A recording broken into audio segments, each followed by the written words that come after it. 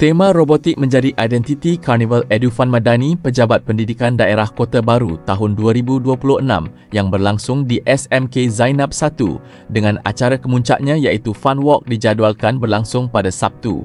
Hari pertama Karnival hari ini menyaksikan peserta hadir bagi mengambil baju penyertaan di Reruai Air Medical sebagai persediaan menyertai acara kemuncak hujung minggu ini. Pengarah program Fun Walk, Arif Danial berkata penganjuran program itu mengetengahkan tema robotik bagi menyemarakkan minat pelajar terhadap teknologi, inovasi dan kreativiti.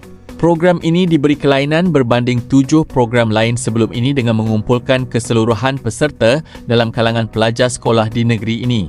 Apa yang menariknya, peserta yang hadir mengenakan pakaian bertemakan robotik pada Sabtu ini berpeluang memenangi hadiah misteri yang disediakan penganjur, katanya.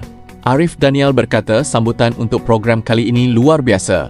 Persiapan dibuat kira-kira sebulan lebih awal dan sambutan yang diterima amat menggalakkan. Pada mulanya kami menyasarkan kira-kira 1,000 peserta. Namun jumlah pendaftaran meningkat kepada lebih 7,000 peserta membabitkan warga sekolah dari seluruh Kelantan, katanya. Beliau berharap keseluruhan karnival, khususnya program Fun Walk pada Sabtu, dapat berlangsung dengan lancar dan mencapai objektif dalam memupuk budaya hidup sihat serta menyemarakkan minat pelajar terhadap bidang teknologi.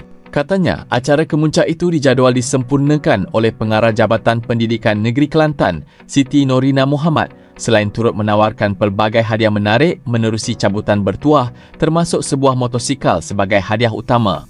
Laporan Nek Nur Zakia Abdullah bersama juru kamera Izzah Zaki. Berita iMedical TV.